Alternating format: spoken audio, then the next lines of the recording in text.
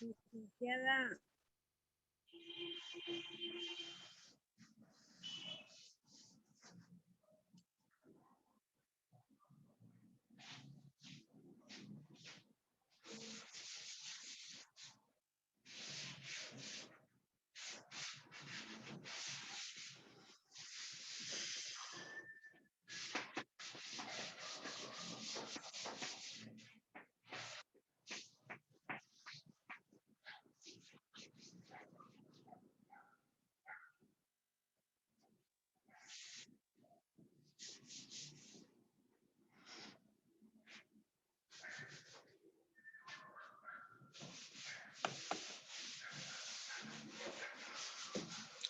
Bien, esa actividad que han visto ustedes es una parte práctica en la cual ustedes han podido visualizar la administración de un medicamento vía intravenosa directa, ¿ya? Como les repetía, la semana que sigue vamos a hablar lo que es endovenoso continuo. Entonces, de esa manera nosotros vamos a ya a aprender también a hacer eh, el conteo de gotas, en cuánto tiempo debe pasar los sueros, de acuerdo a la indicación del médico. Todo este tipo de indicaciones las deja el médico, ¿ya? Porque nosotros trabajamos en equipo y el médico tratante es el que deja las indicaciones para que nosotros las administremos como él lo dice, ¿ya? Entonces, de acuerdo a las horas, el goteo o la administración del medicamento es de acuerdo al criterio del médico. Entonces, de esa manera nosotros cumplimos con ese deber de administrar las terapias a nuestros pacientes para que ellos puedan ir evolucionando adecuadamente a su proceso de enfermedad, ¿no? O sea, que vayan mejorando en su estado de salud. Bien, esta vía intravenosa, ¿no? Esta vía endovenosa o intravenosa es una vía en la cual tú le vas a inyectar, ahí está, un medicamento directamente a la vena al paciente, ¿no? A través de una vena periférica, que así se llaman esas venas que ustedes visualizan a simple vista, en su mano, en su brazo, y en ella, por ejemplo, en esta directa tú puedes administrar hasta 20 mililitros directos, ¿ya? Cuando se trata en el punto B de venoclisis o infusión endovenosa, ahí se administra grandes cantidades de líquidos, sueros, dextrosas, o también administrar la sangre, ¿no? Componentes de la sangre como las plaquetas, sueros, plasma, etcétera, etcétera. Entonces, cuando es venoclisis, se hace agoteo lento, ¿ya? Entonces, eso nos toca tratar la semana que sigue. Pero lo que hemos visto ahora, ustedes lo pueden ver generalmente en las emergencias, por ejemplo, en pacientes que vienen con problemas de cólicos renales, cólicos biliares o algún problema digestivo, ¿no? Como por ejemplo un cólico muy fuerte. Entonces, de tal manera que la administración de este medicamento por la vía intravenosa, lógicamente, va a tener una acción casi inmediata en el paciente y él se va a sentir bien. Entonces, pacientes que vienen, por ejemplo, politraumatizados, ¿no? Pacientes que han sufrido accidentes de tránsito, de moto, etcétera, ellos vienen con mucho dolor y muchas veces sabemos que los pacientes con estos problemas de salud eh, pueden entrar en un shock tanto hipovolémico o neurogénico, ¿no? Hipovolémico por la pérdida de sangre y neurogénico por el intenso dolor. Entonces, para aliviar ese dolor, los médicos nos indican que administremos anestésicos, ¿no? Intravenosos para que el paciente pueda descansar, tranquilizarse y nosotros poder trabajar bien para recuperar la salud ¿no? del paciente afectado. Entonces, de eso se trata, que la vía intravenosa es una vía muy práctica, pero sí hay que tener, por ejemplo, para poderla encontrar bien la venita, hay que pedirle al paciente que haga un puñito así, de tal manera que tú aprietas, liga, como viste la ligadura, ¿ya? Y la venita va a saltar. Se ve bien notoria, ¿ya? Entonces, de tal manera que ya tú limpias bien la zona y procedes a inyectar. Recuerden que siempre en el momento de la inyección debemos hacer este procedimiento con el bisel hacia arriba, ¿ya? Entonces eso es muy importante, ¿ven? Miren, cuando se trata de una transfusión sanguínea, ahí lo están viendo ustedes, es una unidad de sangre, ¿no? Licenciada, Sí, dime. ¿está compartiendo pantalla? Hija, ¿qué pasa? No, no, ay, caramba, no te puedo creer. Ay. Un ratito, please, ¿ya? Un ratito. Please, please. Un ratito, chicas.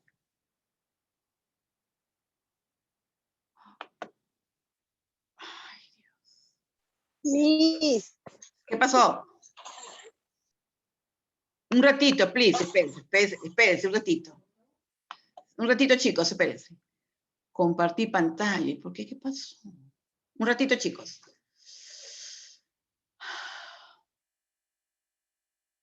A ver, a ver. Acá está el PowerPoint.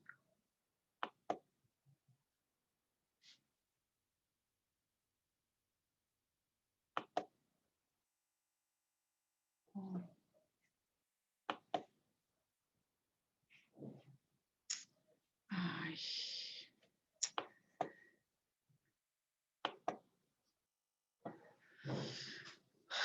Un ratito.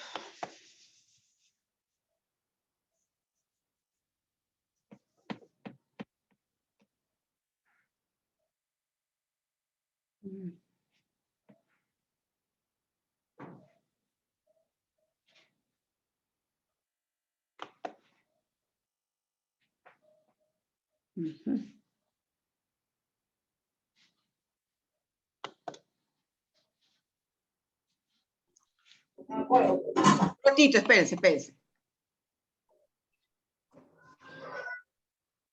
Acá está. Ay.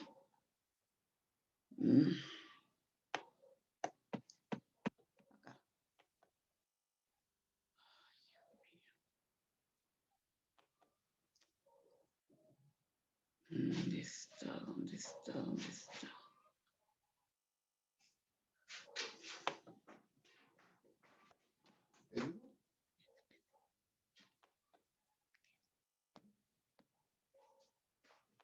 Un ratito, jovencitos, espérenme, por please. Un momentito. Viendo Venosa, que se me terminé el videíto, pero... Ahí está el Power. Tengo que compartir la pantalla. No te vayas. Un ratito, chicos. A compartir la pantalla.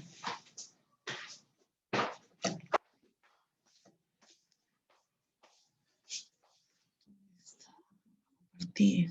No, esto no. Ya. Pero no sale la cosita de compartir.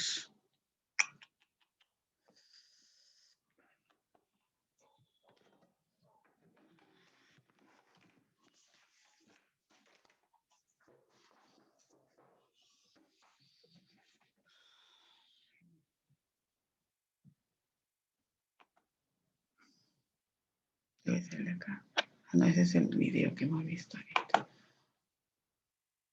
Ahí está. Pero no aparece el videíto. No está el...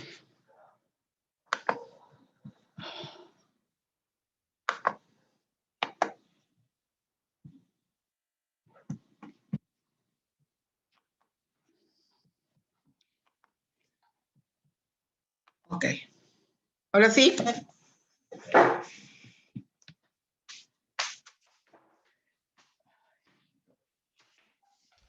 Ahora sí se ve, licenciada.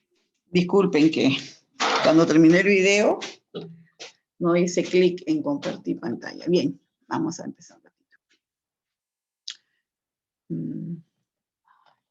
Acá.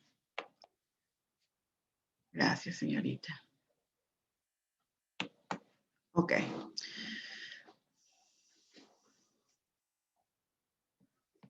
Bien, miren, entonces ustedes lo que vieron hace un rato, esa es una vía intravenosa directa, ¿ya? O sea, ustedes pueden aplicar, como les decía, analgésicos,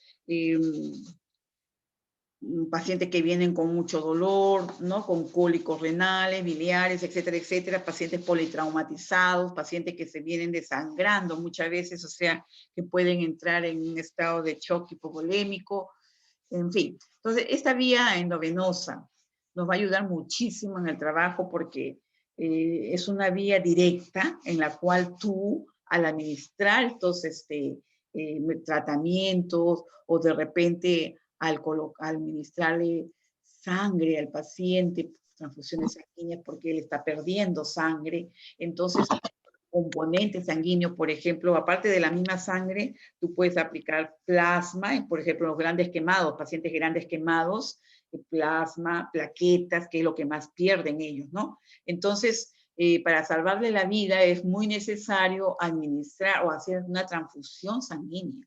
El médico te indica de repente, de acuerdo al trauma que ha padecido el paciente, pueden ser 1, 2, 3, 4 o 5 unidades de sangre.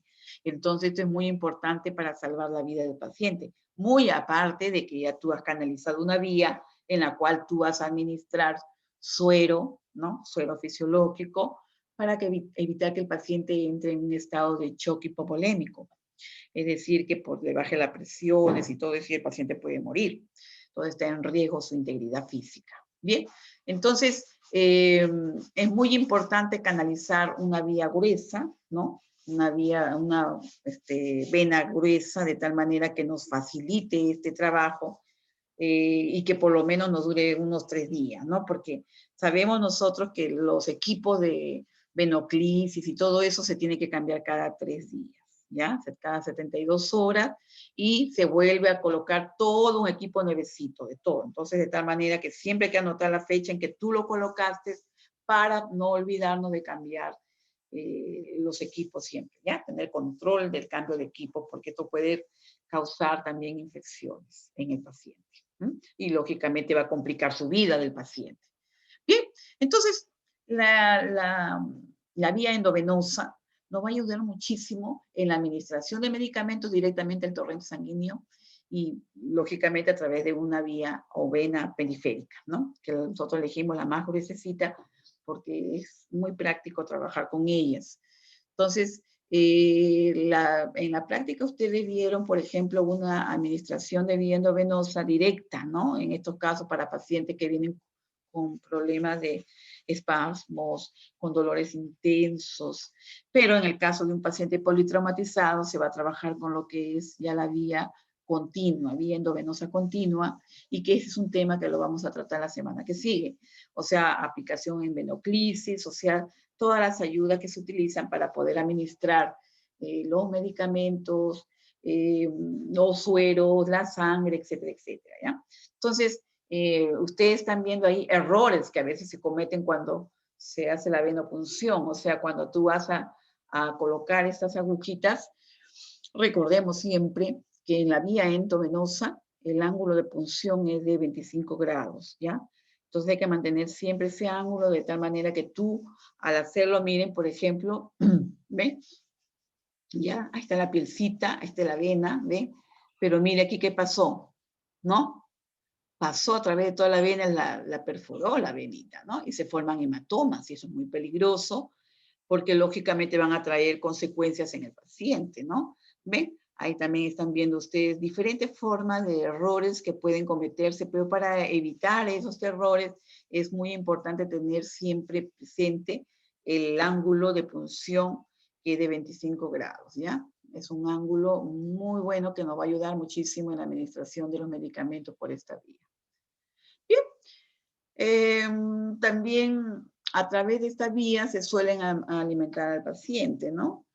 Pero ojo, cuando se trata de alimentación parenteral, muchos hospitales están utilizando hoy en día lo que es los catéteres de vía central, pero solo se utiliza una vía para esa administración de medicamentos, de alimentación del paciente. Se llama alimentación parenteral. La alimentación parenteral consiste en una preparación que está, bueno, en su contenido tienen proteínas, vitaminas, minerales, etcétera, ¿no? Lo que se necesita en una dieta para poder ayudar a recuperar al paciente mientras está en el estado que se encuentra, ¿no? Que él no puede ingerir alimentos. Entonces, el paciente hay que irlo alimentando, pero esta alimentación parenteral se da a través de catéteres de vía central, que ese es otro campo más, ¿no? Entonces, ¿para qué se puede emplear también la vía intravenosa, ¿no? Para hidratar a los pacientes, ¿no? Aquellos pacientes, por ejemplo, que se presentan más deshidratados en el verano. Pacientes que a veces que han comido alimentos contaminados, presentan vómitos, diarreas y fiebres. Entonces son 3 días por la cual el paciente está eliminando agua, ¿no? Entonces, el paciente se deshidrata muy rápidamente. Es más, si es un niño, peor, es mucho más rápida la deshidratación. Entonces, esta vía también tiene muchas ventajas, ¿no? Por ejemplo, que nos favorece, elimina, por ejemplo, la variabilidad de absorción de la sustancia, porque este es constante, ¿no? Los picos plasmáticos, el tiempo necesario para alcanzar concentraciones plasmáticas terapéuticas, porque como es constante, se mantienen estables, ¿no? También constituye el método más rápido para introducir líquidos al organismo, definitivamente en casos de pacientes deshidratados o pacientes, por ejemplo, los grandes quemados, pacientes que vienen pues con más del 50% de la piel destruida por el trauma de la quemadura. Este paciente está perdiendo demasiado plasma, plaquetas, sangre. Entonces, es necesario, urgentísimo, canalizar una buena vía para que administrar esos líquidos electrolitos que son vitales para este tipo de pacientes. Entonces vamos a ver que a través de esta vía los efectos son inmediatos, ¿no? También se pueden administrar medicamentos, que muchas veces hay ciertos medicamentos que son irritantes, ¿no? A veces, por ejemplo, pacientes oncológicos, ¿no? Los pacientes que padecen un cáncer, ellos necesitan las quimioterapias, ¿no? Que son medicamentos muy fuertes, muy irritantes, ¿no? Entonces, muchas veces en este tipo de pacientes también se buscan las vías centrales. Eso significa que es un catéter muy especial que lo coloca el médico, ¿no? En la subclavia generalmente, y que necesita mantener una asepsia total, la esterilidad total. Ahí tenemos que evitar contaminar esas vías porque es muy peligroso, ¿ya? Si nosotros contaminamos esa vía, es muy peligroso para el paciente. Bien, vamos a ver que esta vía admite grandes volúmenes de líquidos, ¿no es cierto? O sea, la vía endovenosa, cuando lo hacemos sobre todo con venoclisis, ¿no? Para lo cual se usa para reponer líquidos, sales que han sido perdidas en el organismo, ¿no? En los grandes quemados, en las diarreas. En el caso de analgésico, es muy importante recordar la rapidez de integración de la analgesia, porque como está directo en la sangre, el paciente va a sentir un alivio inmediato, ¿ya? Entonces, es buenísima, es una vía genial porque va a ayudar muchísimo a aliviar los problemas de dolor en el paciente, ¿no? Esta analgesia suele producirse entre 1 a 3 minutos y alcanza el pico máximo de analgesia a los 15. O sea, el paciente ya puede descansar sin dolor, ¿verdad? Entonces, vamos a ver que también esa analgesia, ¿no? Se produce, esa analgesia superior con dosis inferiores, o sea, pequeñas dosis, y otras sistémicas, ¿no? O sea, esto va a ayudar muchísimo al paciente a tratar de recuperarse. Bien, pero también ciertos inconvenientes, porque no hay nada perfecto, pero lógicamente de eso se trata, ¿no? De que ayudemos a la persona que está en ese momento de la emergencia. En muchos casos, estas requieren de la presencia de un catéter intravenoso y un sistema para la administración del fármaco, ¿no? O sea, ese es el equipo de venoclisis, que nos va a ayudar muchísimo, ¿no? Por ejemplo, también hay unos monitores o unas bombas de infusión que nos van a facilitar este trabajo. Mayor dificultad en la técnica requiere una cualificación de personal que lo maneje y monitorización adecuada, ¿no?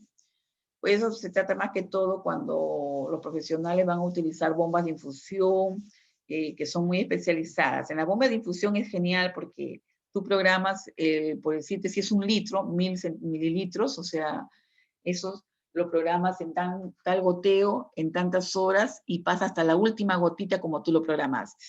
Y lo lindo de estas bombas de infusión también son muy importantes porque te avisa y una campanita de aviso que te dice hay algún problema. Entonces tú vas a ver, verificas la alarma y muchas veces te avisa cuando hay una burbujita pequeñita de aire. Esos sensores son maravillosos porque te previenen de problemas, ¿no? Entonces esto es genial porque se trabaja de una manera más segura, ¿no? Mayor incidencia de efectos secundarios también sucede, ¿no? Que como es directo, entonces cuando tú administras, la sustancia, y por ejemplo el paciente es alérgico a algo, la reacción va a ser inmediata, definitivamente, ¿no? La reacción es muy rápida y alcanza grandes concentraciones porque es directa a la vena, ¿ves? Ahora, a través de esta vía, recuerden que está prohibido aplicar sustancias oleosas, o sea, como tipo aceites, ¿ya? No se administra por el peligro de producir embolias en la circulación sanguínea del paciente, eso es muy peligroso, ¿ya? Entonces, si algún medicamento es tipo aceitoso, definitivamente se coloca en la vía intramuscular, no en la endovenosa, ¿ya? Y lógicamente otro inconveniente son las reacciones adversas que puedan presentar el paciente, ¿verdad? Y otro peligro también es extravasación del medicamento. Eso significa que muchas veces cuando las venas se usan mucho, a veces este medicamento, a veces también la venita se va sensibilizando demasiado, se pone muy frágil, de tal manera que el medicamento se extravasa, sale de la zona de donde está, de la vena, ¿no? Y puede producir ciertas complicaciones, ¿ya? En el caso de los analgésicos, la duración relativamente corta de la analgesia, esto implica administrar bolos repetidos. Bueno, por ejemplo, el tipo de analgésico, ¿no? Si, por ejemplo, es un tramadol, un clorhidrato de petidina, etcétera, etcétera, la analgesia va a ser corta, ¿no? Porque como es en la vena, rápidamente pasa al hígado o pasa a la circulación, al riñón, definitivamente que es el órgano que se encarga de eliminar, ¿no? Entonces, esto significa que como dura poco el efecto, se administran en bolos. Los bolos quiere decir que si yo diluyo el medicamento, esa dosis, en unos 100 mililitros de suerito o dextrosa, entonces ese medicamento yo lo calculo en un tiempito para que el paciente pueda relajarse y dormir, ¿ya? Entonces se sienta bien. Bien, aquí, por ejemplo, la fleboclisis, por ejemplo, también se habla de esto, que viene a ser la introducción de una solución en forma continua mediante el torrente sanguíneo a través de una cánula intravenosa, ¿no? Esta de aquí, por ejemplo, vamos a verla. Su forma de administración va directa a bolo, o sea, un bolo, o volutrol, que así se llama, nos facilita el trabajo, ¿no? Y con equipo de venoclisis, de tal manera que el goteo, esa perfusión continua, ¿ya? Esto es genial porque es microgoteo, o sea, cada 3 gotitas chiquititas, es micro, pues chiquititas, van a formar una gota grande, ¿ya? 3 gotitas de esas chiquititas van a formar una gota grande, ¿ya? Entonces, esto también se ayuda a través de una bomba infusora, como le estamos explicando, facilita muchísimo el trabajo porque tú programas el tiempo y el goteo de tal manera que siempre estás verificando que no haya problemas nada más, ¿no?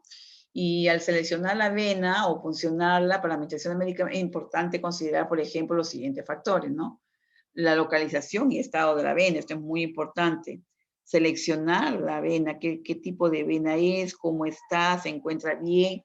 Entonces, esto es muy importante, verificar el estado de la vena, ¿no? El propósito, o sea, qué es lo que vamos a administrar, cuánto tiempo va a durar. Duración, lógicamente, el tiempo de la terapia, cuántos días. Recuerden que cada 3 días hay que cambiar los equipos, porque si no vaya a haber reacciones adversas por contaminación de equipos, ¿ya? Y por norma deben usarse las venas distales primero, las que están más cerquita, o sea, en tu mano, mírense ustedes en su mano, las que están más cerquitas suban de las uñitas hacia la manito, ahí la están viendo, ¿no? Esas venitas son las distales, esas son las que más se utilizan en un inicio y se va subiendo, ¿no? Se va subiendo poco a poco, avanzando posteriormente hacia las proximales, ¿no? Entonces, todo esto debe, por ejemplo, aquí deben evitarse las venas de las extremidades inferiores, recuerden eso. Las venas inferiores, de los miembros inferiores, no se deben tocar en lo posible. A veces han habido ciertos casos muy especiales en la cual se ha hecho como emergencia eso. Yo recuerdo cuando fue la emergencia del cólera en el Perú, los pacientes, recuerdo, yo canalicé 2 días, porque el cólera te deshidrata totalmente, en horas te mueres. coloqué en ambos brazos la vía, ¿ya? El suero, y, y a pesar de todo eso, el paciente seguía deshidratándose, así que canalicé una en el pie como emergencia nada más. Por eso les comento algo así, ¿no? Solo en excepciones nada más, ¿ya? Porque en los miembros inferiores la circulación es más lenta, la circulación sanguínea es más lenta, ¿no ves que el corazón tiene que trabajar mucho más para bombear hacia esa zona? Porque está más alejada del corazón, aumentando el riesgo de flebitis y trombosis, ¿ya? Entonces hay que evitarlas en lo posible, salvo casos excepcionales, ¿no? Pero están viendo ustedes las venitas, miren, ahí está, cefálica, la basílica, ¿no? La cubital, ¿ve?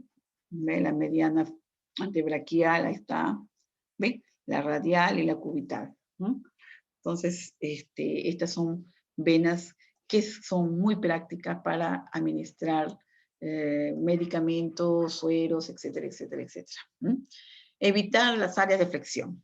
O sea, en la misma flexura, no coloquen en lo posible cuando van a estar el paciente 2, 3 días con esto, porque a salvo que lo inmovilicen el codo, ¿no? La zona de flexura, o sea que no puede estar flexionando el paciente si no se puede romper el catéter, ¿ya? Entonces, aquí en esos casos más bien se inmoviliza esa zona para evitar que el paciente esté movilizando el brazo, ¿ya? A menos que se inmovilice la articulación, lógicamente, ¿no? Para evitar el desplazamiento del catéter venoso, ¿ve? Y lógicamente puede causar un retorcimiento del catéter, restringiendo el flujo del líquido, lógico, ya es un problema, ¿no? Entonces, evitar eso, ¿ya? Que se mantenga recto nomás. El uso de estas venas limitará el movimiento y la independencia del paciente.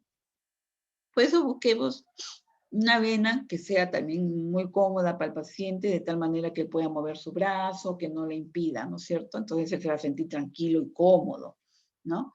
Por ejemplo, la vena de la fosa antecubital, la del pliegue del codo, ¿ven? Ahí están viendo ustedes bien marcaditas, ¿no? ¿Ven?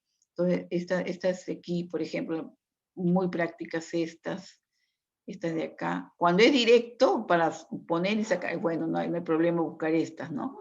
Pero si va a estar varios días, mejor busquemos una que esté más alejada de la flexura, ¿ya?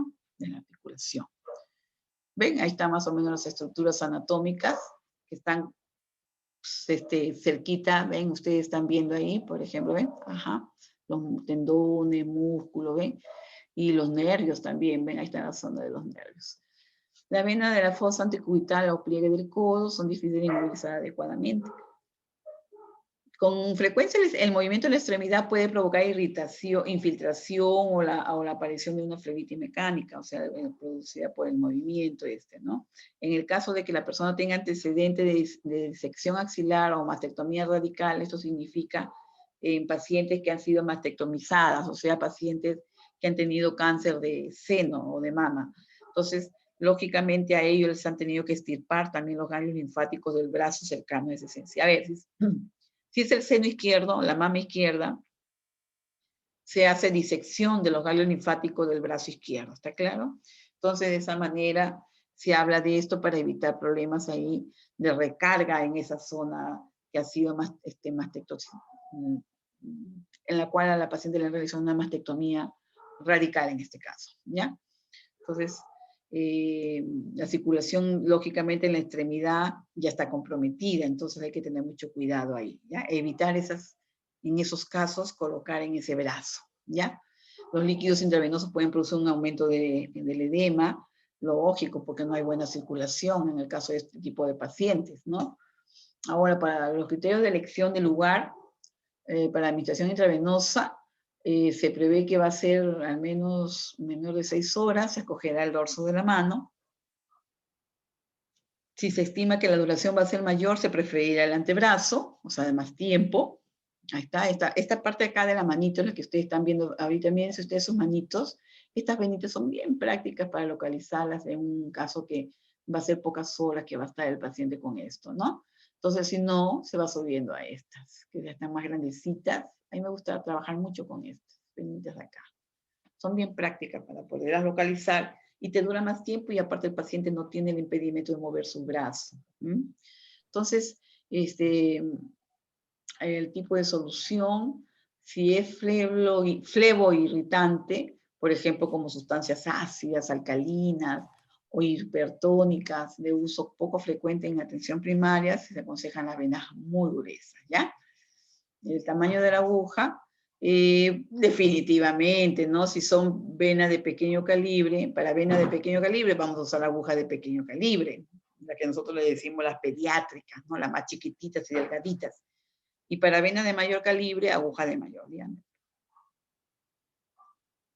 En los adultos, los calibres se emplean más o menos del número 20 al 18, son los más gruesecitos.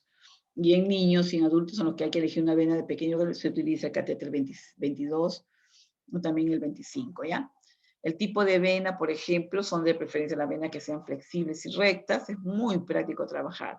Y escuchen, cuando ya uno se va haciendo muy adulto, el adulto mayor, en ellos ya sus venas se van volviendo tortuosas, ¿ya? O sea, ya no son muy derechitas, vas a ver como unos caminitos así todos tortuosos, que hay que tener mucho cuidado cuando uno va a canalizar en esas vías, porque son muy frágiles, ¿ya? Entonces hay que tener mucho cuidado con el adulto mayor. Por ejemplo, está contraindicado pinchar cualquier trayecto de vena que esté inflamada, ¿ya? Bien. La edad del individuo, en recién nacido se usan más bien las venas epicraniales, ahí lo están viendo ustedes en la cabecita, ¿ven? En ellos de los bebés chiquititos, los bebés recién nacidos que tengan problemas y que muchas veces están en incubadora, a ellos se les utilizan las venas epicraniales del cráneo, pues, ¿no? En los adolescentes y adultos, la de la mano y el antebrazo, ¿ya? No lo olviden. En adolescentes y adultos, no, en ancianos se prefieren la vena del antebrazo, ya que la de la mano además de un trayecto bastante tortuoso, son difíciles de fijar a la hora de pincharlas, ¿ya? Muchas veces las de ellos bailan, y no solamente eso, sino que el paciente adulto mayor ya a veces trae, muchas veces tratamientos con anticoagulantes o antiplaquetarios, de tal manera que hay mucha fragilidad a nivel de esa zona, ¿ya? Entonces hay que tener mucho cuidado. La palpación de la vena es muy importante para determinar el estado del vaso sanguíneo. Eso es muy importante, ¿ya? Palpar primero, y el uso continuo de los mismos dedos para palpar aumentará su sensibilidad, y esta ayudará a localizar venas profundas más grandes que a menudo son más rectas y más adecuadas para terapia intravenosa que las venas superficiales más pequeñas, ¿ya? Hay que tener mucho cuidado, saberla ubicar bien, ¿ya? ¿Ya ve? Por ejemplo, ustedes también acá un torniquete, ¿ve? Este de aquí, está ligando. Eso es como una ligadura, ¿no? Aquí para facilitar la función de la vena, porque usted al hacer el torniquete, mire cómo salta la venita, ¿ve?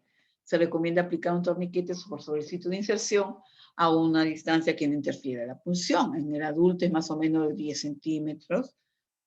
Ahí está, lo están viendo ustedes. No en la misma flexión, sino un poquito más abajito en este caso, ¿ve? Entonces, esto es muy importante recordarlo. Y bueno, en el sitio de punción, la precaución nos dice que debe estar libre de signos de inflamación y de hematitis o cicatrices, o pueden haber lunares o alguna inflamación. Definitivamente no utilizarla, ¿ya? Esa zona no utilizarla. Abordar vasos sanguíneos de fácil acceso, aplicando el criterio de distal proximal, lo que significa lo más alejado del corazón hacia el corazón, ¿ya? Y también considerar la modalidad de administración, si es en bolo o infusión continua, ¿no? O si la indicación del fármaco es por una vez o se requiere su administración en un periodo de tiempo. Entonces, todo eso hay que tenerlo presente. Y, lógicamente, hay que ver las características físico-químicas del fármaco. Como habíamos dicho, si son medicamentos ácidos, entonces hay que tener mucho cuidado, hay que ponerlos muy diluidos, para que no dañe las paredes de la vena, ¿ya? Entonces es muy importante tenerlo presente en la administración, ¿ya? Y bueno, las agujas para punción venosa, vamos a ver que varían en longitud, calibre y forma, ¿ya? Su longitud puede ser de 25 a 75 milímetros, el calibre de 14 a 24, y lógicamente habitualmente son de bisel largo, que eso nos va a facilitar la administración. El tipo de aguja a utilizar también dependerá del propósito de la punción, del tipo de líquido a administrar, del tamaño y estado de sus venas, de la persona a la cual le vas a colocar ese medicamento, de la edad, de la edad, si es un niño, un joven, un adulto mayor, ¿no? Bien, las agujas de acero se emplean muy poco hoy día, pero se las utiliza en caso de que la vena se canalice por inyección única, ¿no? Por ejemplo, si tú vas a extraer sangre y administración de soluciones en una vez, se hace con estas agujitas, ¿ya? No hay problema. Las agujas de acero dotadas de alas o aletas, se llaman mariposas, se utilizan para canalizar venas por periodos cortos de tiempo, ¿ya? Al seleccionar el catete, tener presente por norma que se usan el número 18 para personas que están sometidas a cirugía, que reciben transfusiones sanguíneas o grandes volúmenes de líquidos. Esto es muy importante, que el lumen tiene que ser el más grandecito, el 18. El calibre 20 también en personas que reciben grandes volúmenes de líquidos. El 22 en personas con tratamiento de medicamentos por varios días. Se utilizan en niños y en adultos con pequeñas venas, con venas pequeñas. El calibre 24 en niños pequeños recién nacidos y pacientes oncológicos sometidos a quimioterapia. Los catéteres más usados para canalizar la vía venosa pueden permanecer varios días. Hoy día se utilizan, duran más días, ¿no? Pero por las características materiales que están elaborados son mejor toleradas en el organismo, pudiendo incluso quedar en venas de zona de flexión. Por ejemplo, tenemos los Avocat, ¿no? Que facilitan ese trabajo.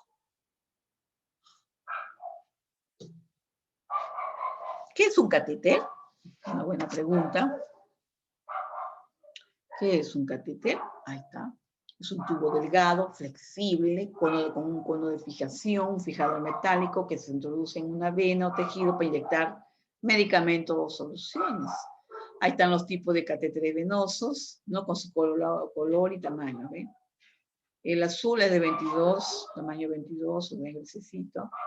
El rosa es el número 20, el 18 es el verde, el 21 también es verde, el 14 es de 2 milímetros, color naranja, ¿no? Aquí el catéter, por ejemplo, consta de las siguientes partes. Una funda protectora, lógicamente, un catéter propiamente dicho, que es un tubo flexible para cada lado de conexión, ahí lo están viendo ustedes. Un fijador metálico, dicho, que es un tubo flexible que va introducido en el catéter y que sobresale su puntita nada más del bisel, lo cual lo permite funcionar la vena. Eso es muy importante recordar, ¿ya? Ese puntito del bisel, de la agujita, nos va a ayudar a poder funcionar la venita adecuadamente, ¿ya? Y bueno, el fijador en su extremo posee una pequeña lengüeta de apoyo para los dedos y una cámara trasera, la cual nos permite observar si refluye sangre en el momento que realizamos la punción. Esto es muy importante tenerlo presente. El fijador con todas las agujas endovenosas posee un bisel muy largo. Y bien, vamos a ver que hay que elegir el calibre y longitud del catéter, óptimo en función de diversos factores. Aquí, por ejemplo, el tipo de fluido que vas a administrar, el volumen de líquido que se va a administrar, cuántos litros, la velocidad de la perfusión, en cuántas horas, el grosor de la vena del paciente. Vamos a ver también la duración del tratamiento. O sea, todo eso depende, ¿no? El catéter que tú vas a utilizar en la administración, ¿ves? Ahí está, por ejemplo, un catéter venoso central. Ahí lo están viendo ustedes, ¿ves? Ahí también, chicos, está aquí la subclavia. Aquí lo canalizan, ¿ves? Y tiene varias entradas. Esta cosita de aquí que también es gasa estéril que protege la zona de administración del catéter, ¿ya? Esto es muy importante, mantener la esterilidad, porque, mire, imagínate, seca el cerebro, puede causarle un problema muy serio al paciente, ¿no? Entonces, mira, ahí están viendo ustedes los catéteres, miren, varias entraditas tienen, ahí está. Y aquí quedan localizados, ¿ven, chicos? Ahí está, excelente. Ahí está, esos son los monitores que yo les converso, miren, estos monitores, que tú los programas para tantas horas tienes que pasar, ya, ok. Tú lo canalizas y lo tienes presente, lógicamente, ¿no? O sea, tú ahí vas a ver, aquí vas a ver, mire, por ejemplo, ahí está, mire, ¿ya? Aquí vas a ver cómo lo colocas, ahí está. Y aquí ya lo colocó, ¿ves? Aquí se coloca suerito para evitar que se pongan coágulos y que se va nuevamente a utilizar esta vía, ¿no? Aquí el SCAL, por ejemplo, ¿no? El SCAL, que así se llama, o mariposa, porque tiene la formita de una mariposa, es un dispositivo que consta de las siguientes partes. Ahí la van a ver ustedes en el dibujito, ¿ven? Como una mariposita. Tiene una aguja rígida y corta, unas alas que sirven para sostener la aguja y poder realizar la punción, un pequeño tubo flexible que termina en una conexión a través de la cual se administra el tratamiento. Ahí está, lo están viendo ustedes acá. Miren, ahí está, ¿ven? Ahí está. Ajá. La agujita, esa es la agujita. Ya, estos son los scalpel. Se puede colocar en cualquier parte del cuerpo. Una vez insertada hay que fijarla muy bien para que no se mueva. Hay por números también, por ejemplo, o colores, tú puedes visualizarlo. El número 16 es de color blanco, el 20 de color amarillo, el 21 de color verde, ¿ves? O sea, ya tú sabes más o menos el 22 de color marrón, 23 azul, el 25 es de color naranja. Entonces el 27 color negro medio, dice, ahí están los colores más o menos, ¿ya? Entonces de esa forma te facilita también el trabajo, pero hoy en día se usa muy poco. Hay hospitales que todavía lo utilizan, ¿no? El dispositivo que conecta el frasco que contiene la solución a perfundir con el catéter, ¿no? Es el sistema de perfusión, ahí está lo que le decía yo, equipo de venoclisis, que así lo llamamos, ¿ya? Consta de las siguientes partes. Ahí vas a ver el punzón. Ahí está. Ahí está el punzón, y con el que se perfora el tapón de caucho o frasco donde está la solución, ¿no? Que tú vas a administrar. Y para conservar su esterilidad tiene una capucha protectora, definitivamente viene todo protegido, toma de aire con filtros para que la solución fluya y no se estanque, debe estar entrando airecita, pero tiene un filtro especial, ¿no? La toma de aire permite que esto suceda si dicho gas pues, pase al sistema, ¿no? Al resto del sistema, ¿ya? Entonces, el filtro por su parte impide la entrada de gérmenes. En la cámara de goteo o cuentagotas es un recipiente en el cual va cayendo la solución gota a gota. Nos permite contar el número de gotas que caen por minuto para así poder regular la velocidad con la que queremos pasar la infusión. O sea, si ya estamos hablando de una vía intravenosa continua, ¿no? Que se hace con este equipo de venoclisis, ¿ven? Este de acá, ¿ya? Ese es continuo, ¿ya? Y se tiene que estar controlando la infusión para que de esa manera no haya complicaciones en el paciente, ¿ya? Ahí está, la parte de ella, su alargadera, ¿no? Tubo flexible, aquí está, ahí está, ¿ve? Todo eso es la alargadera, ¿ve? Esto, ¿ya? Que acaba en una conexión de dispositivo de punción, aquí está, aquí hay un filtrito de aire, lo están viendo ustedes, llave o pinza reguladora, se encuentra en la alargadera y como su nombre lo indica, nos permite regular el ritmo de perfusión de la solución para controlarlo adecuadamente. Los hay de diferentes tipos, pero la más frecuente es tipo Toller, roller, como así se llama. Y bueno, hay un puerto de inyección que lo poseen algunos sistemas de perfusión y a través de ello, por ejemplo, se pueden inyectar en medicaciones sin tener que desconectar el sistema, lo cual favorece la asepsia, o sea, evita las infecciones, ¿no? Bien. Ahí está, miren. Equipos de diferentes modelos, chicos, miren, de infusión, ¿ven? Ahí están, las infusiones, ¿ven? Muy bien. Ahí, por ejemplo, ahí está, esta es una, aquí en este caso, por ejemplo, el paciente le están extrayendo sangre, ¿no? Porque la sangre, lógicamente, para hacer estudios, para descartar, o sea, sacar un diagnóstico de la enfermedad que tiene el paciente, ¿no? Pero para eso hay que sacar una muestra de sangre y mandarla al laboratorio patológico para que ellos la procesen, pero se hace en vía directa como lo están visualizando ustedes. Entonces ahí vemos la inyección endovenosa, ¿no? Esta puede aplicarse en cualquier vena accesible del cuerpo, ¿no? Entonces, de tal manera que hay que primeramente canalizar, buscar la vena ideal, de tal manera que nos permita el acceso para poder aplicar este medicamento, ¿ya? Por lo general se eligen las venas del pliegue cerca al codo, pero no en el mismo codo, ¿ya?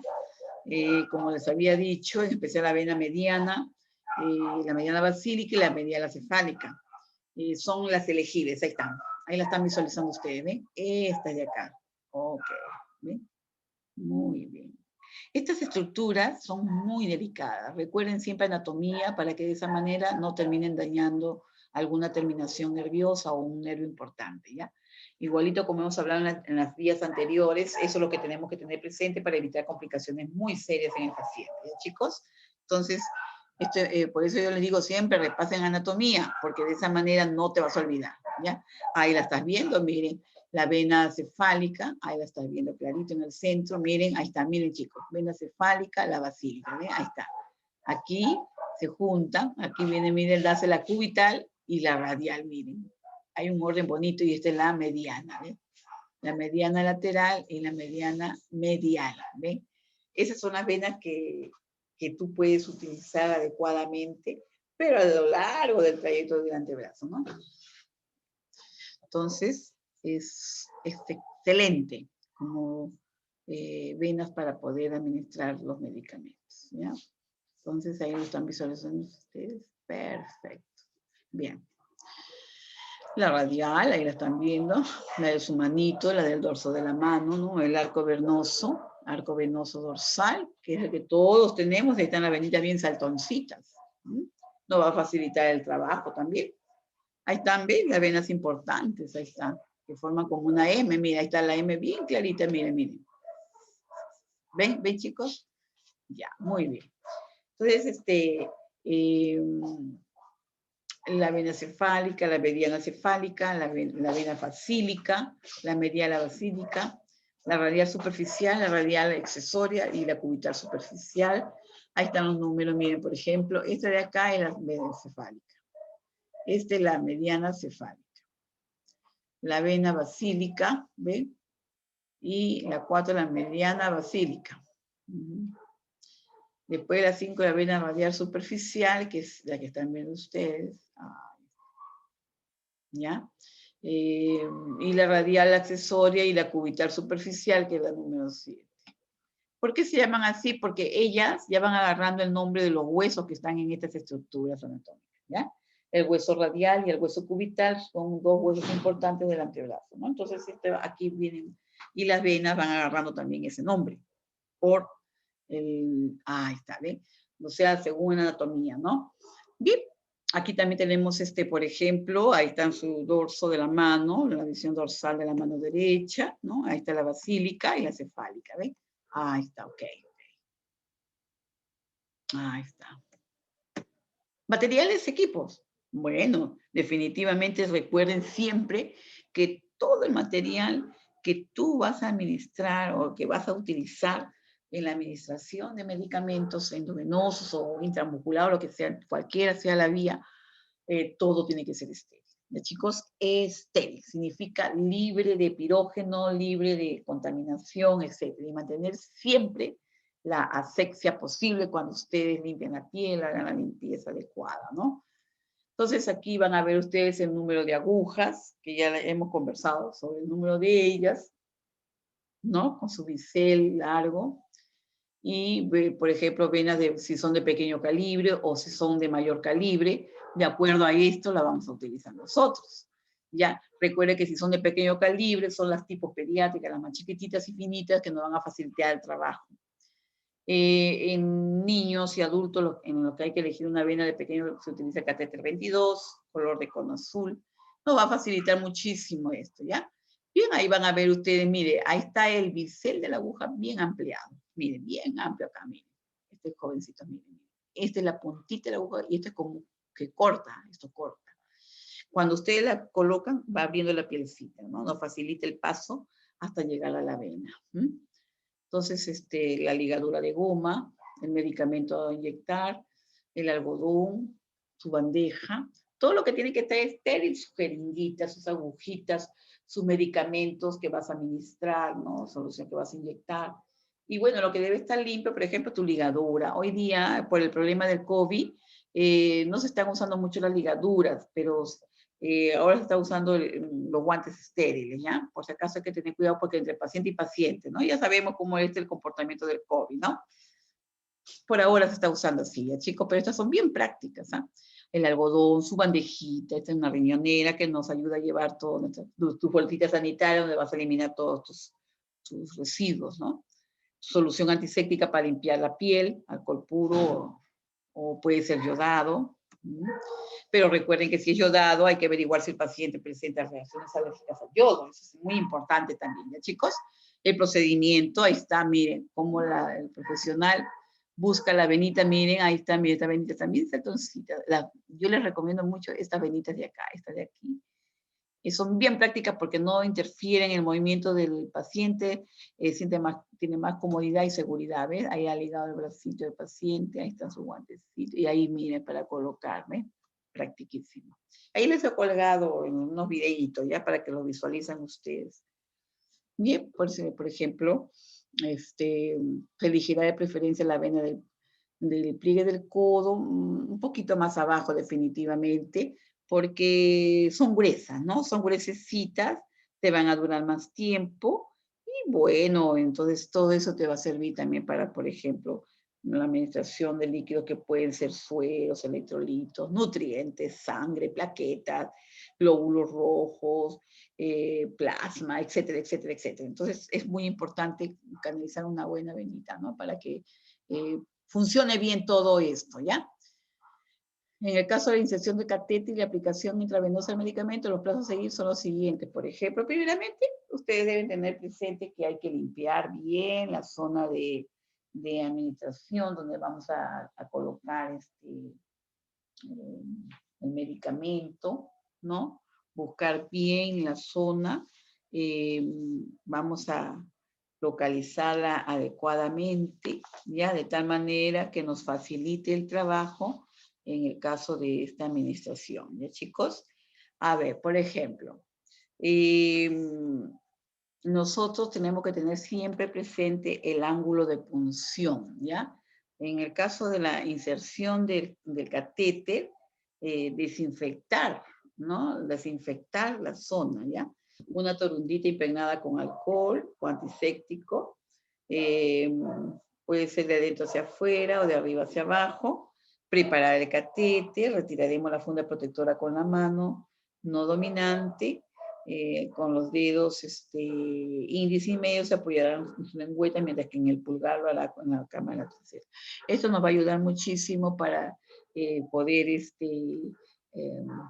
insertar el catéter, ¿no? Bueno, inmovilizar la vena a puncionar, realizar la venopunción, o sea, ya tú procedes a hincar, ¿no? Entonces ahí conectar el catéter al sistema de perfusión.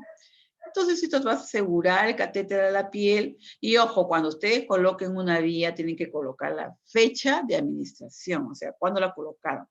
Hoy día, 7 de junio a las 10 de la mañana, por ejemplo, ¿ya? Si la cambiaron, ponen 10 de la mañana del 7 de junio,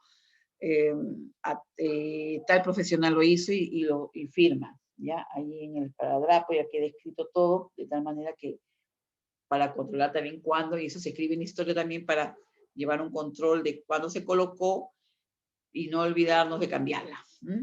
Asegurar el catéter a la piel, abrir la llave del sistema de perfusión y ajustar con ella la velocidad a la que queremos que pase la solución, eso ya se controla de acuerdo a la indicación médica. Este es el catéter, mire, este es catéter venoso central, mire, esta fotito es de venoso central, como ya lo vieron hace un ratito, y aquí sí, ya es un catéter periférico, ¿ya? O sea, en el bracito nada más, ¿no? Periférico, así se llama. Tipo de fijación, ¿ya? Con su esparadrapo, o puede ser con Teraderm, que es como un plastiquito que tiene pegamento y fija mejor eso, y no hay problema de que se pueda zafar, es excelente, ¿ya? Cuesta un poquito más, pero es muy seguro y mantiene la vía bien limpiecita, ¿no? No se contamina, ¿ya? Ahí pueden haber ciertas complicaciones, ¿no, chicos? Entonces, para evitar las posibles contaminaciones o complicaciones, ¿no? A ver. Por ejemplo, puede surgir edema, ¿ya? Puede surgir edema. Aumento de volumen en la zona de punción por infiltración de la solución, ¿ven? El tejido adyacente, y puede haber mucho dolor, ¿ya? Miren ahí en las piernas del paciente, miren. Aquí lo han puesto en el pie, ¿no? Ha sido extremo el caso de esa paciente, seguro ya le han pinchado tanto la pobre que ya tuvieron que ponerla ahí como emergente. Embolia gaseosa. Ocurre al inyectar aire a la circulación también, ¿no? No más de 10 mililitros podrían ser fatales. Se manifiesta que un colapso vascular repentino, es una complicación muy seria y muy difícil, ¿no? Pues, ¿qué manifestaciones hay en la embolia? Hipotensión, por ejemplo, que el paciente se le baja la presión arterial, taquicardia, aumenta el pulso, pérdida de la conciencia, o sea que se desmaya, el paciente puede presentar pulso débil y muy rápido, cianosis, coloración azulada de piel y mucosas, o sea, de los labios, de las uñas, por ejemplo, ¿no? Se ponen azuladas, dolor precordial, o sea, a nivel de corazón, precordial, acuérdense del dolor a nivel del corazón, dolor torácico, puede haber tos, ¿no? Entonces, de tal manera que me está indicando que hay complicaciones, ¿no? ¿Y qué acción de enfermería deberías tomar tú en cuenta aquí, ¿no? Por ejemplo, entre las acciones de enfermería, suspender infusión, definitivamente tú estás viendo que está haciendo una reacción el paciente, suspenderla, definitivamente. Poner al usuario sobre el lado izquierdo, si es posible, con la cabeza hacia abajo, administrar oxígeno, y ustedes saben que por gravedad, ¿no? Ustedes saben que al cerebro no debe faltar la oxigenación, ¿ya? Con la cabeza más abajo que las piernas, muy importante. Administrar oxígeno, avisar al médico del problema que está ocurriendo con el paciente, esto es muy importante siempre avisar, ¿ya? Y bueno, otra complicación puede ser la extravasación, que ocurre cuando por descuido se inyecta el medicamento al tejido perivascular, o sea, afuera del vaso, ¿no? Pudiendo producirse inflamación o necrosis a ese nivel. Hay que tener mucho cuidado en su caso. Ahí están viendo una fotito, por ejemplo. ¿Ven? Ahí están viendo otra más clarita, miren, miren, miren. ¿Ven? Acá se ha producido necrosis vascular del tejido, ¿no? Lo están viendo ustedes, necrosis negro se ve, ¿ve? Entonces, las preparaciones ácidas, alcalinas y aquellas con una osmolaridad mayor que la del plasma pueden dañar los tejidos si se extravasan, eso es peligroso, ¿ya? Entonces, algunos pacientes, como los más pequeños y los ancianos, corren más riesgo, definitivamente, ¿ya? Hay que tener mucho cuidado con ellos, ¿ya? Aquí, por ejemplo, también vamos a ver qué manifestaciones presenta el paciente, ¿no? En estos casos, manifestaciones como edema en el área de la punción, definitivamente, blanqueamiento y molestia en el lugar de infusión, ahí está. Lo van a ver también una reducción significativa de la velocidad del flujo, que no hay una buena circulación, llegando a la suspensión completa de definitivamente. Si la sangre no vuelve al tubo al bajarse la botella, significa que está obstruido, eso ya no se... ¿ya? Entonces aquí, ¿qué hace el tratamiento? Por ejemplo, si se sospecha de una extravasación, se suspenderá inmediatamente la perfusión, pero no se extraerá la cánula hasta que se haya intentado aspirar la zona para eliminar la mayor parte posible del fármaco, ¿no? Entonces, en general se aplican corticoides de emergencia para combatir la inflamación, aunque hay muy pocos datos que respalden su utilidad en la extravasación. Posibles complicaciones también en la vía endovenosa. Vamos a ver, por ejemplo, que puede suceder fiebre, una reacción pirógena, ¿no? Por ejemplo, de repente la sustancia vino contaminada, hay que tener mucho cuidado, ¿no? Siempre observar que las sustancias que estén bien transparentes, dentro de su fecha, que no estén vencidas. Entonces hay que tener mucho cuidado con esto, porque cuando ocurren fiebres suelen ser hipertermias mayor de 40 grados Celsius, entonces hay que tener mucho cuidado, ¿ya? Si es un niño puede convulsionar con una fiebre de 40, entonces de 40 grados Celsius, entonces hay que evitarla, ¿ya? Flebitis, que viene a ser la inflamación de la íntima de la vena, o sea, la pared interna de la vena se puede inflamar produciendo flebitis, así se llama, ¿ya? Entonces eso hay que evitar. Para evolucionar de compromiso puede evolucionar, ¿no? De leve a severo como tromboflebitis, puede ser también un cuadro de embolia pulmonar y bacteriemia, es peligroso. ¿Qué medicamentos causan flebitis? Antibióticos en el 66%. Recuerden que estos antibióticos siempre tienen que estar bien diluidos para que no produzcan estas flebitis, ¿ya, chicos? Ciertos antivirales, los anticonvulsivantes, también hay que tener mucho cuidado con ellos. La benzodiazepina, como el tipo diazepam, midazolam. Hay tipos de medicamentos adrenérgicos, como la dobutamina, la dopamina, la noradrenalina, por ejemplo, ¿ya? Anestésicos locales como la lipodocaína, el antiarrítmico como la miodarona, antagonista de calcio como el nimodipino, antiulcerosos como tipo omeprazol, soluciones electrolíticas de potasio. Y aquí están viendo, por ejemplo, otra de las complicaciones. ¿Ven? Ahí está, miren, una flebitis, ¿ven? Bravo es eso, ¿no? Entonces hay que evitar eso, chicos. Bien, entonces, el uso de una vía endovenosa, ¿no? La originada por la acción local del medicamento, generalmente se trata de un fármaco irritante, que puede ser, por ejemplo, el cloruro de calcio, que son medicamentos que tienen tendencia a esas inflamaciones, ¿no? A causar esas inflamaciones en el paciente, ¿ya?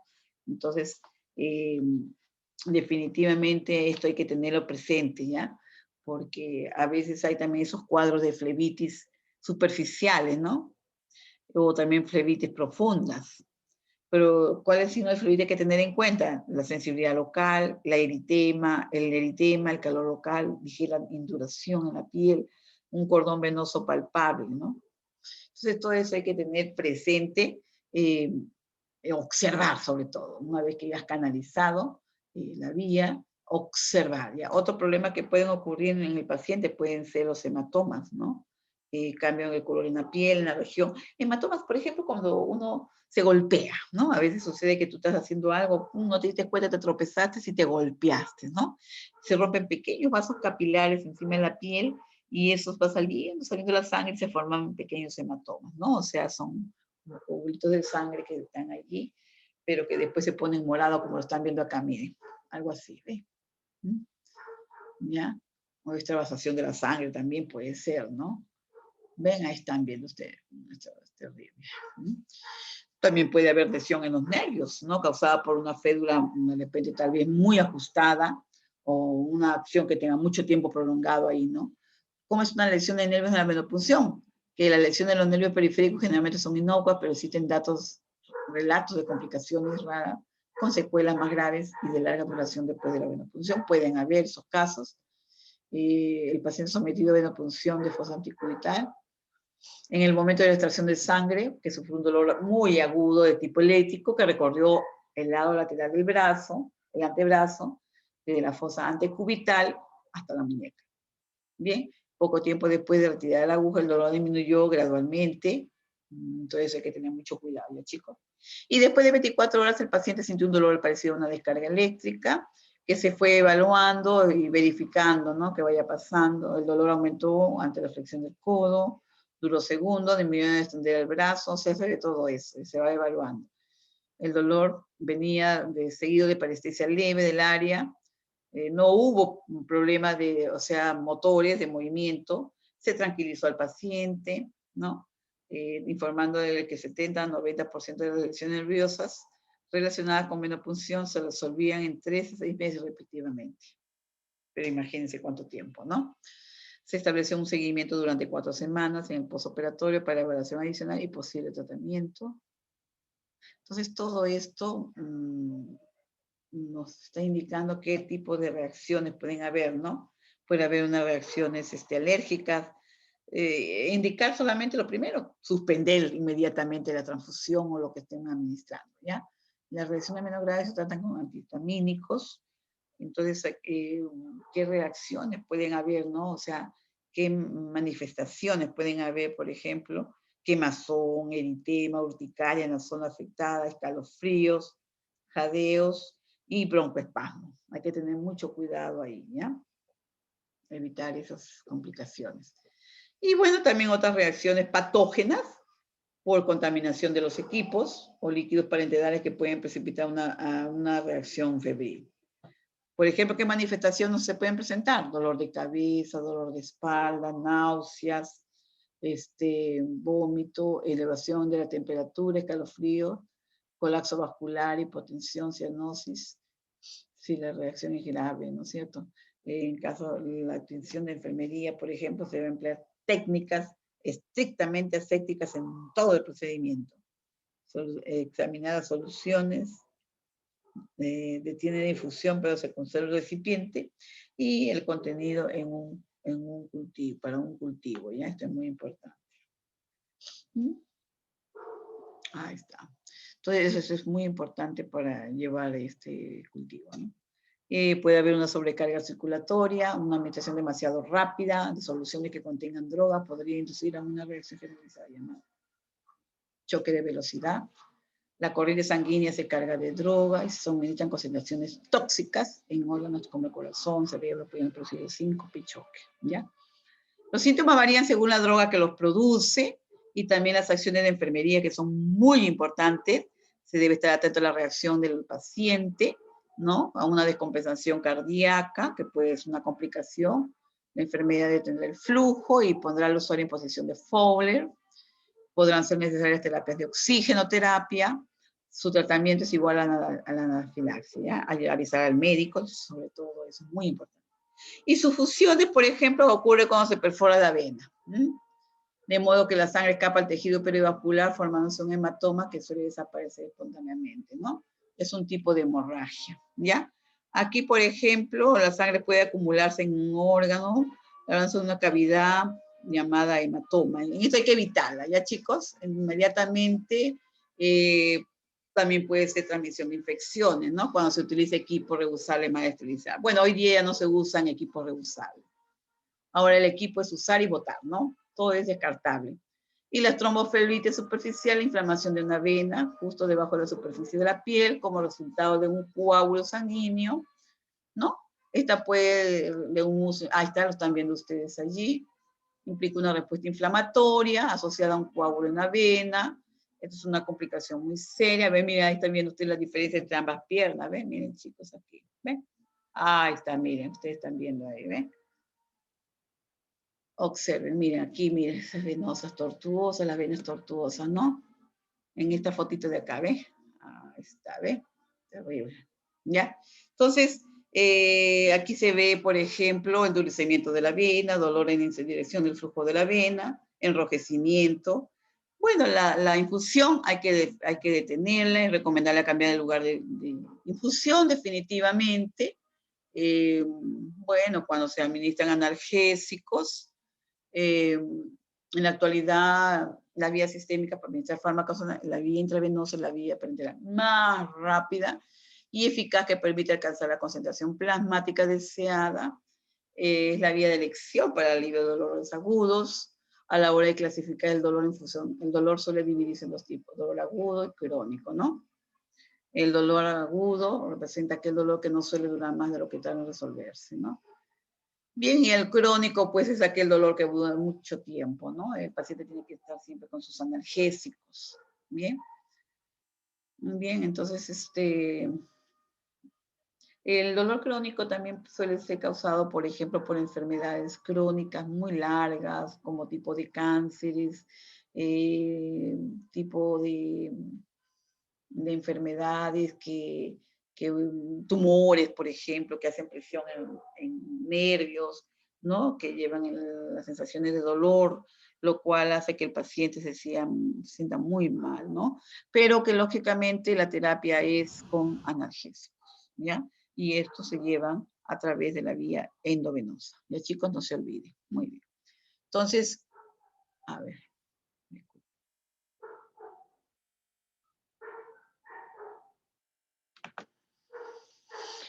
A ver, chicos, entonces miren, recuerden que esta de la vía endovenosa es una vía muy importante, ¿ya? Aquí, que tenemos que tener todos los cuidados pertinentes para evitar complicaciones, ¿no? ¿Hay alguna preguntita aquí, de repente, sobre el tema que hemos tratado? A ver, ¿quién llega? Laurente. Una consulta. El video Dime. que había presentado en la primera clase no se pudo ver. ¿No lo pudieron ver, chicos? No te creo. No, Ahorita, licenciada, no se puede visualizar. el de ahorita. Sí, el de ahorita. Ya, ok, entonces no se preocupen, voy a buscarlo ahorita, ya. Miren, no les puedo creer, si yo compartí pantalla, qué extraño. Bueno, no se preocupen, ahorita lo voy a pasar nuevamente, ya. A ver, un ratito, voy a ver quiénes llegaron, ya, por favor, un ratito, chicos.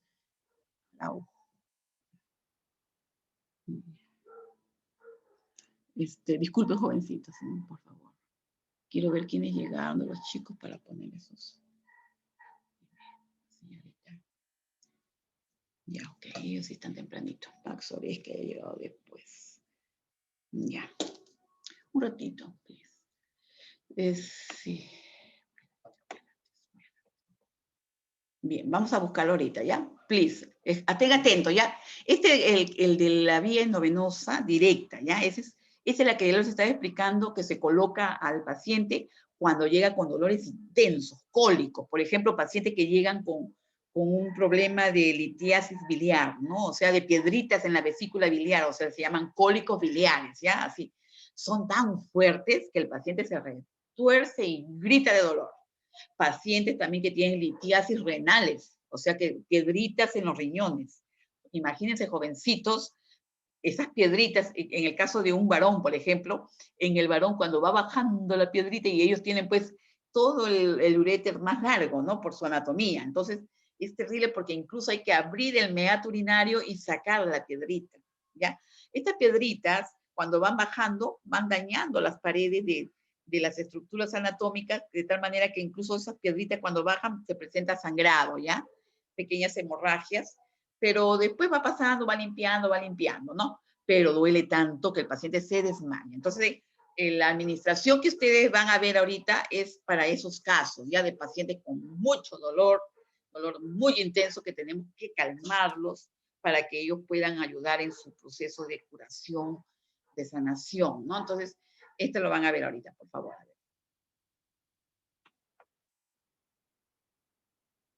Ay, ¿cómo era?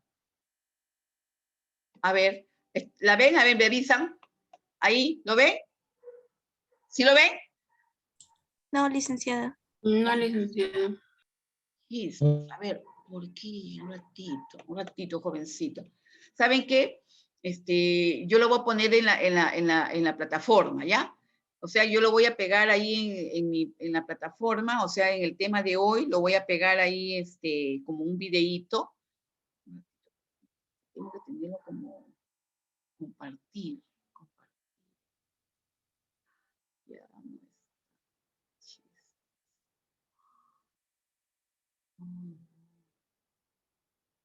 un ratito, por favor.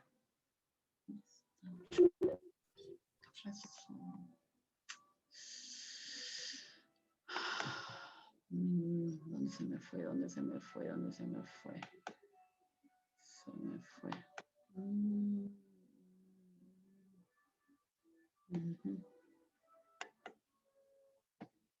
Ciclo 2020. Ajá. Ajá.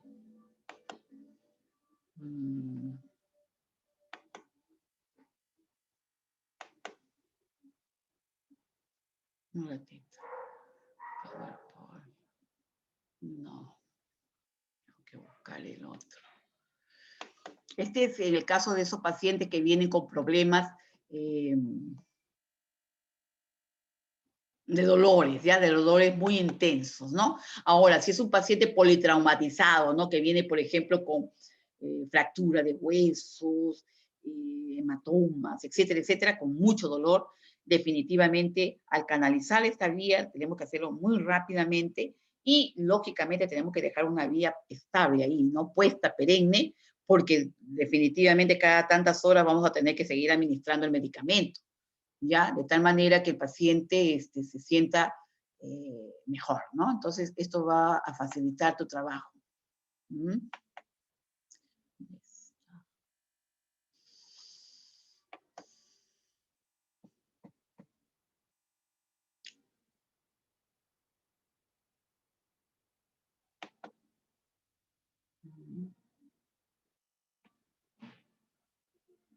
Un momentito, ¿ya?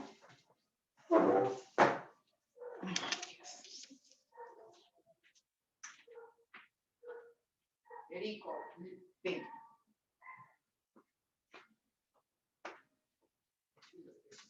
Un ratito, chicos. Y lo más curioso de todo, que yo pensé que ustedes lo estaban visualizando. Disculpen. El videíto que se me ha, ¿sabes qué? Se ha borrado ahorita acá. Se va a buscar. Sí, es que no lo había compartido, dicen los chiquitos. Y qué raro, porque se lo habíamos compartido. El videíto.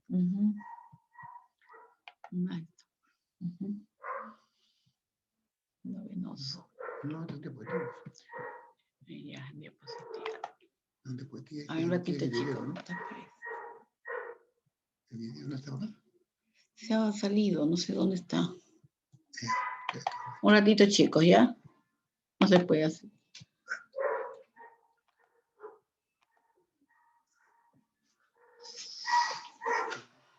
Enfermería. Escritorio. Un ratito, jovencitos, un ratito. Acá, ahí está, aquí es. Aquí está, acá está, mira. Ajá. Pero ¿cómo lo reproduzco? Por aquí, compartirlo, tengo que compartirlo.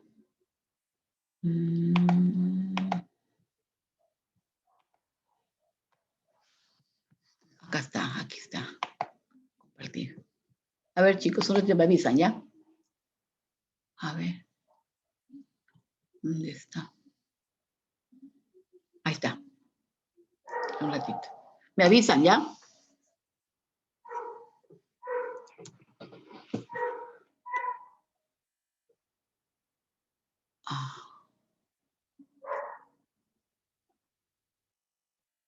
¿Se ve? Chicos, ¿lo están viendo? Sí, licenciada. Ok, ya, observen bien, ¿ah? Este es directo.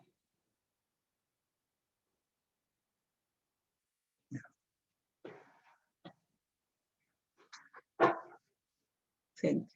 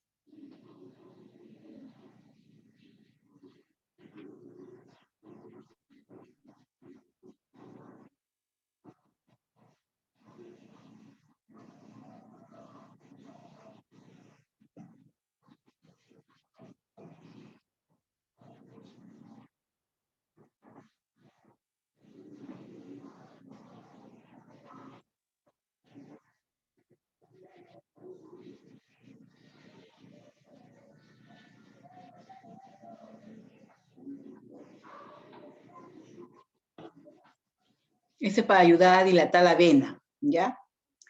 Eso te ayuda muchísimo. El que haga el paciente puño, aprieta así.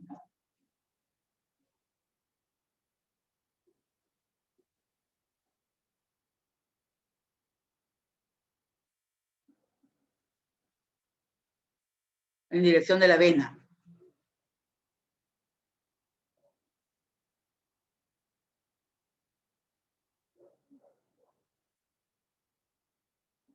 Ahí están las venitas.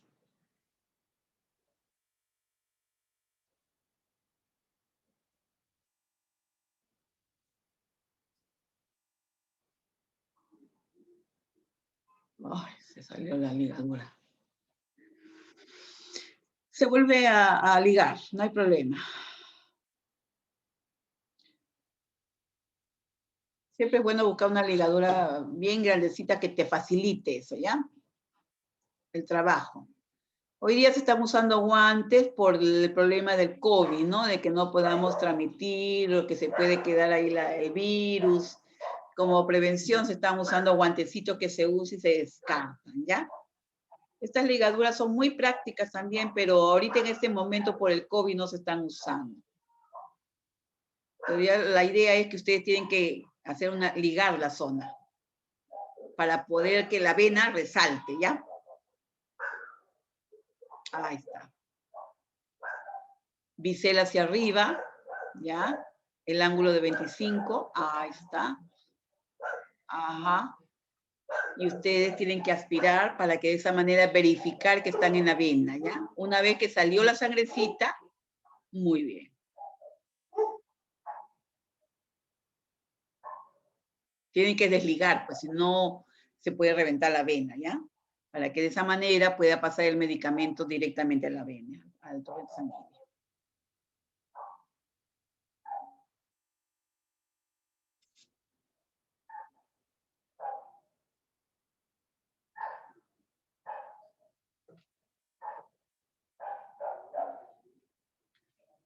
La bioseguridad con los punzantes y cortantes. Con una pincita coger se hace ese procedimiento para que no se vayan a pinchar, ¿ya?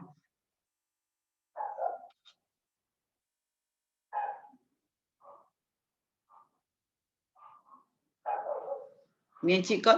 Entonces, esa forma es en el caso de un paciente que llegue con mucho dolor, ¿ya? El medicamento tiene que estar bien diluido de tal manera que no vas a lastimar la vena del paciente, ¿ya?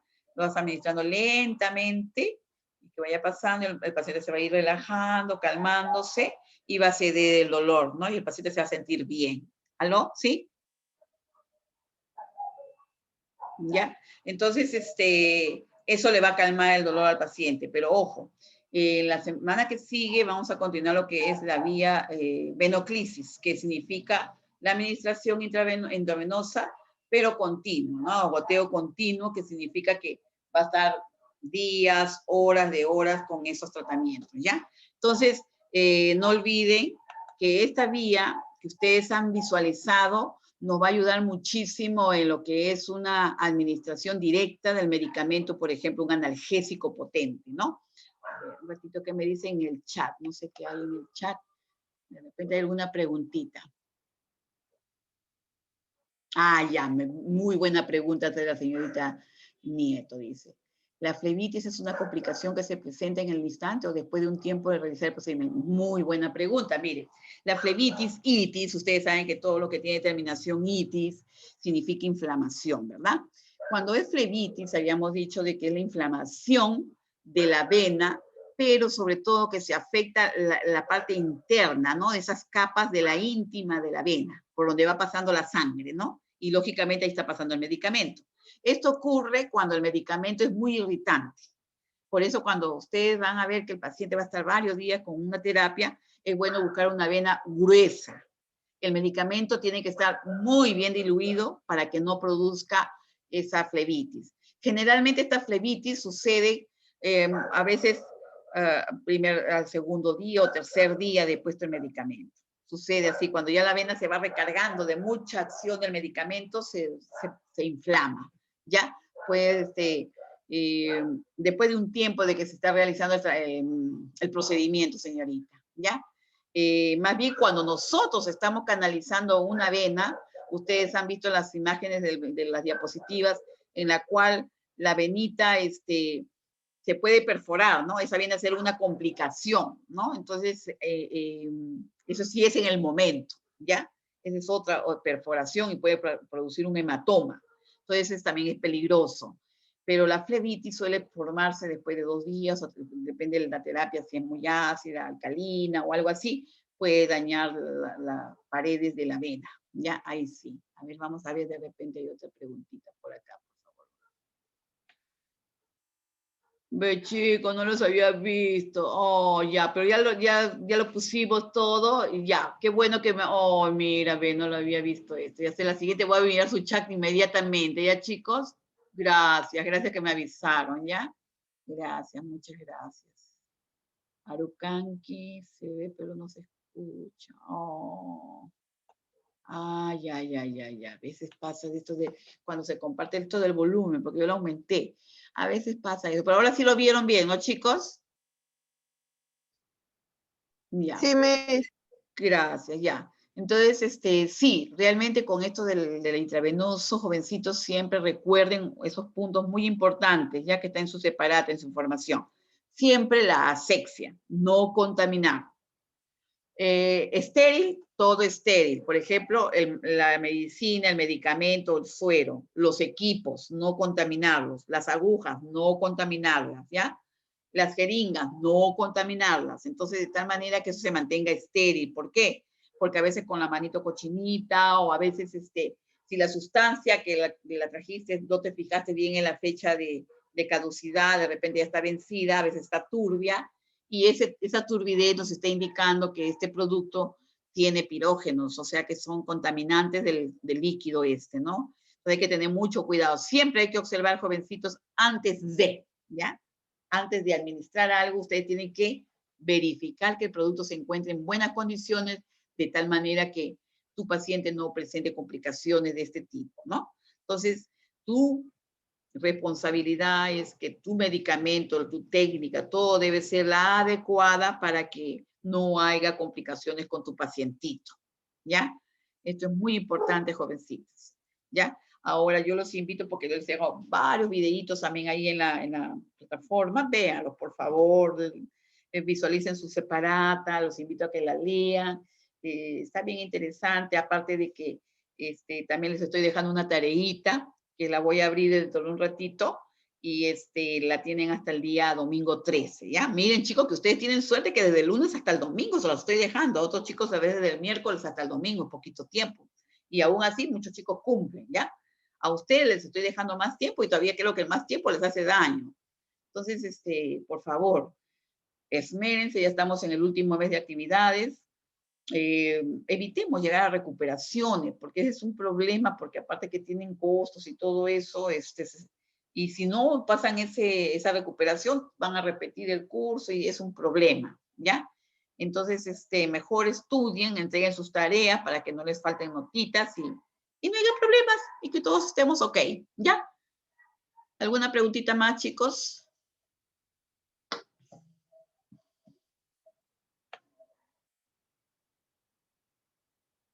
Me hice una consulta. El Dime. suero cloruro, una vez abierto, ¿qué tiempo dura? Ah, ya. Escúcheme. El cloruro de sodio, cuando tú lo abres, úsalo dentro de esas 24 horas, no más, ¿ya? Porque una vez que se abre, tiene tendencia a contaminarse. Lo proteges bien, lo tapas bien, pero dentro de las 24 horas no más, ¿ya? De preferencia, a veces hay gente muy sensible que de repente ya tú lo colocaste, se lo pusiste todo ok, y lo vuelves a colocar después de unas horas más y se puede contaminar. Hay que tener mucho cuidado, ¿ya? Y por eso siempre cuando coloquen intravenosos, vean siempre las reacciones de su paciente, ¿ya? Siempre hay que observar su reacción del paciente. Para evitar complicaciones definitivamente, ¿ya? Entonces, de preferencia, miren, hay unos sueritos que venden, por ejemplo, de 50 mililitros, ¿no? Cuando se hacen prácticas de 50 mililitros, pero cuando son, por ejemplo, agoteo continuo o venoclisis, eso pues ya tú lo abres y va a estar 24 horas, según la indicación médica, o sea, el paciente todo se le va a administrar, ¿no? O sea, todo el suero va a entrar a su cuerpo, a su circulación del paciente, no hay problema en ese caso, ¿ya? O sea, si va a estar agoteo continuo, no hay ese problema de contaminación, ¿ya? Siempre mantener las vías limpias, cambiarlas cada 72 horas, porque hay gente muy sensible que hace reacción a los Avocat o a los equipos de venoclisis, ¿ya? Definitivamente cada 72 horas se deben cambiar, ¿ya? Eso es muy importante como parte de la bioseguridad para tu paciente, ¿no? Su integridad física, su salud del paciente y que no haya complicaciones.